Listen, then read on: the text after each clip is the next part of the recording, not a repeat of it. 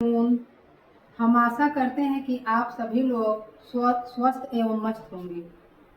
जैसा कि आपने देखा था कि हमने अगले वीडियो में पढ़ा था भोजन और पोषण। पोषण में जिसमें हम लोगों का टॉपिक था कि भोजन के कार्य तक हम लोग पढ़ चुके थे। आज हम लोग पढ़ेंगे भोजन के घटक। भोजन के मुख्य घटक कौन कौन से होते हैं। जैसे में आपने देखा कि भोजन के कार्यों का अच्छे रूप से हम लोग वर्णन कर चुके थे, उसके बारे में सब कुछ बताया गया था। आज हम पढ़ेंगे प्रोटीन का।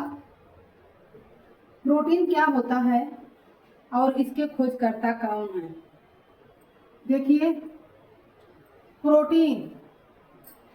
प्रोटीन शब्द ग्रीक भाषा के प्रोटियास से लिया गया है। किससे लिया गया है? प्रोटियास से लिया गया है, जिसका अर्थ होता है प्रथम स्थान पर रहने वाला। क्या होता है? जिसका अर्थ होता है प्रथम स्थान पर रहने वाला। देखिए, सबसे पहले देखते हैं कि प्रोटीन के खोजकर्ता कौन है। खोजकर्ता कौन है?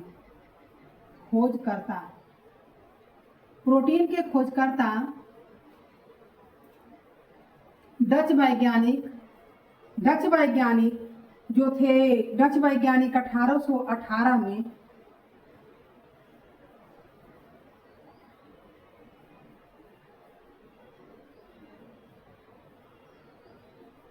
1818 में मुल्डर ने किया था।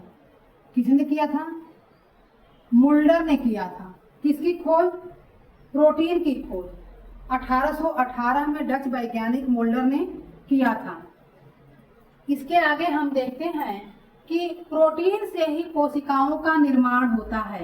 कोशिकाओं का निर्माण किससे होता है? प्रोटीन से ही कोशिकाओं का निर्माण होता है। प्रोटीन शरीर की प्रत्येक कोशिका में कोलाइडल की उपस्थिति में उपस्थित रहता है। किसकी उपस्थिति में? कोलाइडल की स्थिति में उपस्थित रहता है। कौन? प्रोटीन। कहाँ पर? प्रत्येक कोशिका में। अर्थात प्रोटीन शरीर के प्रत्येक कोशिका में कोलाइडल की स्थिति में उपस्थित रहता है। आगे देखते हैं, कोशिका में प्रोटीन जीव द्रव्य में रहता है। किस में रहता है? प्रोटीन जीव द्रव्य में रहता है।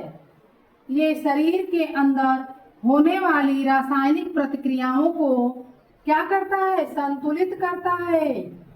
ये शरीर के अंदर जो भी रासायनिक क्रियाएं होती हैं उनको संतुलित करता है।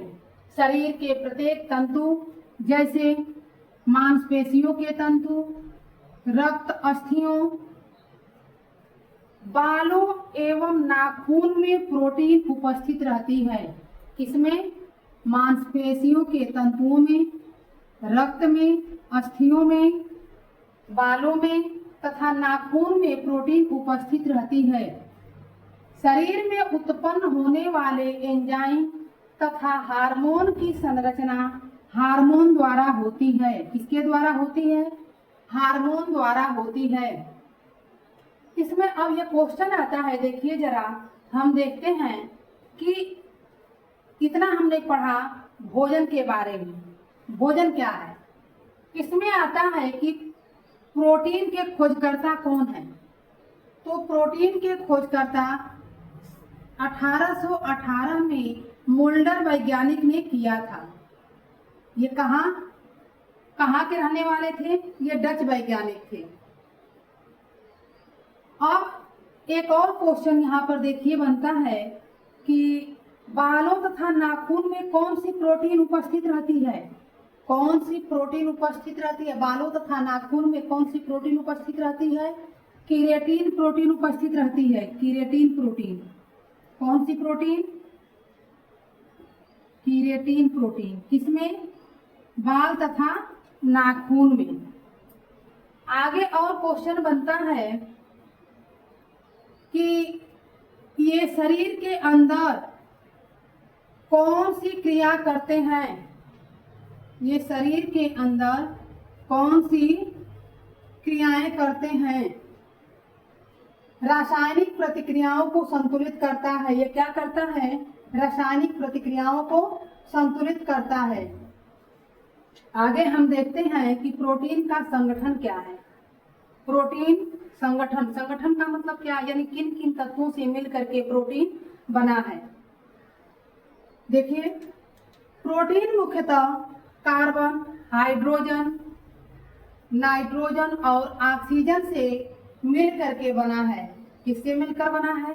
कार्बन, हाइड्रोजन, ऑक्सीजन और नाइट्रोजन से मिलकर के बना है। प्रोटीन के अन्य घटकों में प्रमुख, यानी इससे ये मिलकर के कार्बन, हाइड्रोजन, नाइट्रोजन और ऑक्सीजन से मिलकर बना है। इसके अलावा अन्य और घटक हैं जिनमें फास्फोरस, सल्फर, लोहा, आयोडीन, तांबा आदि हैं। आगे देखते हैं, नाइट्रोजन की उपस्थिति के कारण प्रोटीन को नाइट्रोजन युक्त पदार्थ भी कहते हैं। जैसा कि आपने देखा कि नाइट्रोजन की उपस्थिति किसमें होती है? प्रोटीन में होती है, इसीलिए इसको नाइट्रोजन युक्त पदार्थ भी कहते हैं। किसको? प्रोटीन को। प्रोटीन को नाइट्रोजन युक्त पदार्थ भी कहते हैं। नाइट्रोजन कितना प्रतिशत होता है? किसमें? प्रोटीन में 16% उपस्थित रहता है। नाइट्रोजन प्रोटीन में 16% उपस्थित रहता है। प्रोटीन का जल अपघटन करने पर वह अमीनो अम्ल में टूट जाता है। कौन? प्रोटीन का जल अपघटन करने पर वह अमीनो अम्ल में टूट जाता है और प्रत्येक अमीनो अम्ल के 2 समूह होते हैं। किसके होते हैं? प्रत्येक अमीनो अम्ल के 2 समूह होते हैं। कौन कौन से होते हैं? पहला होता है एमिनो समूह, पहला एमिनो समूह होता है और दूसरा कार्बोक्सिल समूह होता है। अमीनो समूह क्या करता है कि प्रोटीन को क्षारकता प्रदान करता है। क्या करता है? प्रोटीन को क्षारकता प्रदान करता है। और कार्बोक्सिल समूह प्रोटीन को अम्लता प्रदान करता है।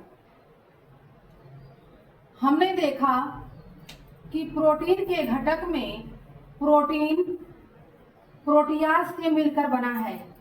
किससे मिलकर बना है? प्रोटीयाज से मिलकर बना है। इसके खोजकर्ता कौन है? मोल्डर वैज्ञानिक है।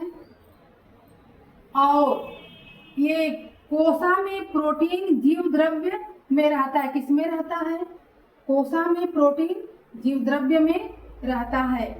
आगे हमने देखा था अच्छी तरह से, और हम आशा करते हैं कि आप लोगों को ये प्रोटीन के बारे में, प्रोटीन क्या है और इसके खोजकर्ता कौन है और प्रोटीन का संगठन क्या है, इनके बारे में आपने अच्छे से पढ़ा होगा। प्रोटीन के कार्य क्या होते हैं?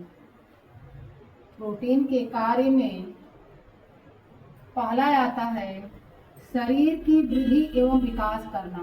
प्रोटीन का पहला कार्य क्या है? शरीर की वृद्धि एवं विकास करना।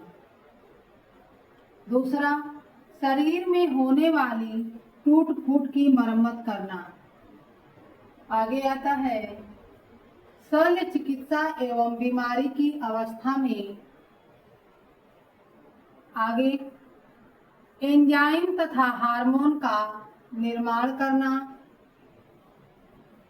नेक्स्ट, शरीर की नई क्रियाओं को नियमित करना। अगला, शक्ति प्रदान करना। ये प्रोटीन के कार्य होते हैं। अब इनको हम विस्तार से पढ़ेंगे कि ये कार्यों में क्या क्या कार्य करते हैं। प्रोटीन के कार्य में पहला, शरीर की वृद्धि एवं विकास करना। ये किस प्रकार से शरीर की वृद्धि एवं विकास में सहायता करते हैं, आइए देखते हैं। प्रोटीन जो होता है रक्त, त्वचा एवं मांसल भाग के प्रत्येक कोषों में पाए जाने वाला प्रोटोप्लाज्म का प्रमुख भाग प्रोटीन है। प्रोटोप्लाज्म का प्रमुख भाग क्या है? प्रोटीन है। और ये कहाँ पाया जाता है? रक्त में, त्वचा में एवं मांसल के भाग में। ये गर्भावस्था में भ्रूण की वृद्धि एवं विकास में सहायता करते हैं। जब महिला गर्भवती होती है तो उसके भ्रूण के विकास में, वृद्धि में ये अच्छी तरह से सहायता प्रदान करते हैं ताकि भ्रूण का अच्छे प्रकार से विकास होता है। अगला आता है शरीर में होने वाली टूट फूट की मरम्मत करना। शरीर में होने वाली टूट फूट की मरम्मत करना प्रोटीन का कार्य होता है, जिसमें यदि हम कोई कार्य करते हैं तो कार्य करते करते भी हमारी जो है शरीर में कुछ न कुछ टूट फूट होती रहती है, जिसमें मांसपेशियों में टूट फूट, हमारे हड्डियों में टूट फूट, और इनकी कोशिकाओं की, इन कोशिकाओं की के निर्माण में प्रोटीन कार्य करता है। जैसे नई कोशिकाओं का निर्माण करना और पुरानी कोशिकाओं की मरम्मत करना भी प्रोटीन का कार्य होता है। ये नए कोशिकाओं का निर्माण करते हैं और पुरानी कोशिकाओं की मरम्मत करते हैं। कौन? प्रोटीन। शल्य चिकित्सा एवं बीमारी की अवस्था में, जैसा कि आप जानते हैं कि शल्य चिकित्सा, यदि कोई बीमारी हो जाती है तो उस बीमारी में भी प्रोटीन अच्छी तरह से भूमिका निभाते हैं। जैसे में रक्त प्लाज्मा में पाई जाने वाली प्रोटीन फाइब्रोजन में बदल जाती है। कौन बदल जाती है? जो पाई जाने वाली प्रोटीन फाइब्रिन प्रोटीन होती है वो फाइब्रोजन में बदल जाती है। और लाल रक्त कणिकाएं फाइब्रोजन के जाल में फंसकर रक्त को जमा देती है।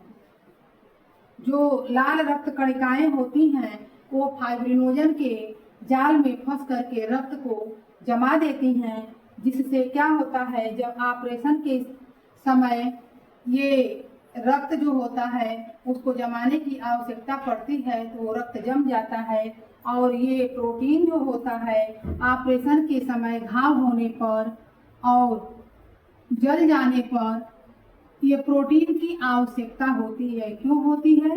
क्योंकि ये कोशिकाओं की मरम्मत करते हैं। कोशिकाओं की मरम्मत